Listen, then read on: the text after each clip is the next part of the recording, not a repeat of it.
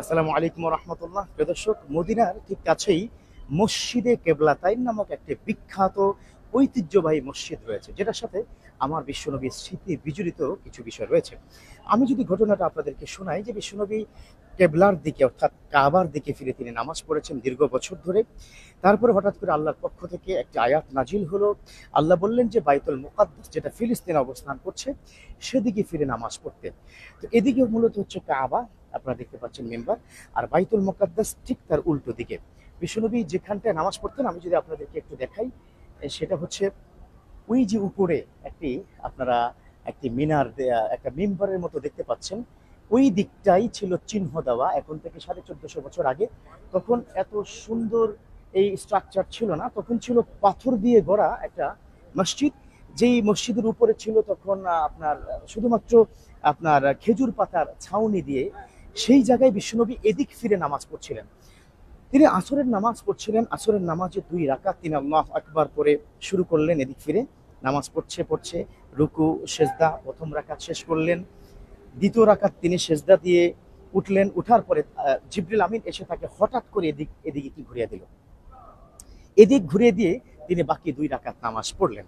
এখানের ইতিহাসটা এমন যে বিশ্বনবী সাল্লাল্লাহু আলাইহি ওয়াসাল্লাম দীর্ঘদিন ধরে একটু মনে কষ্ট পেয়েছেন কোন অর্থে, কারণ তিনি তো কাবাকে ভালোবাসেন। কারণ তিনি জানেন যে কাবা, যে জায়গাটি মসজিদুল হারাম, কাবার ঠিক উপরের সোজা হচ্ছে আল্লাহর আরশ এবং বাইতুল মামুর, যেখানে ফেরেশতারা চতুর্পাশে আপনার সেখানে সেজদা সেজদা করে তাওয়াফ করে।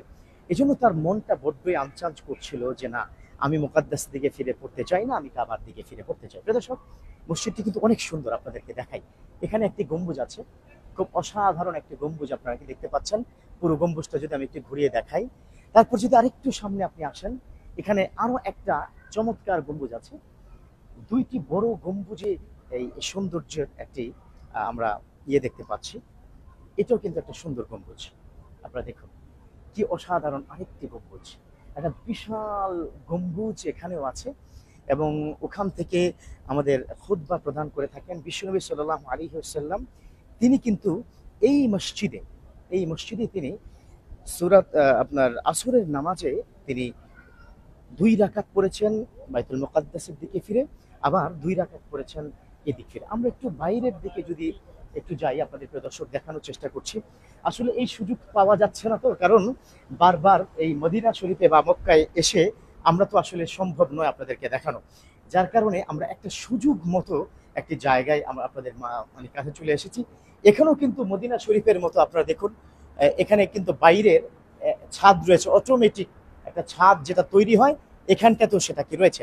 এবং বাইরের মোটামুটি ইনস্ট্রাকশনটা এবং স্ট্রাকচারটা অসাধারণ, খুবই চমৎকার। অল্পের মধ্যে একটা সুন্দর স্ট্রাকচারে কিন্তু গঠিত এই মসজিদটি। অর্থাৎ এই মসজিদের সাথে আমার বিশ্বনবীর স্মৃতি বিজড়িত অনেক ঘটনা আছে। এখানে বাংলাদেশি পিপুল, আপনার বিভিন্ন দেশের যারা রয়েছেন মুসলমান, তারাও আছেন, তারা ঘুরতে আসেন, ছোট ছোট বাচ্চারাও কিন্তু দেখতে আসেন। এবং সৌদিয়ান বিভিন্ন দেশের মিস্ত্রি থেকে শুরু করে সবাই এখানে আসেন। কিবলাতাইন আমার বিশ্বনবীর একটি স্মৃতিময় মসজিদ। প্রিয় দর্শক, এই মসজিদ থেকে আমরা আজকে বিদায় নিতে হচ্ছে। সবাই ভালো থাকবেন, সুস্থ থাকবেন। অবশ্যই মদিনায় যখন আসবেন এটা মিস করবেন না। কিবলাতাইন, মসজিদুল কিবলাতাইন, 2 কিবলার মসজিদ।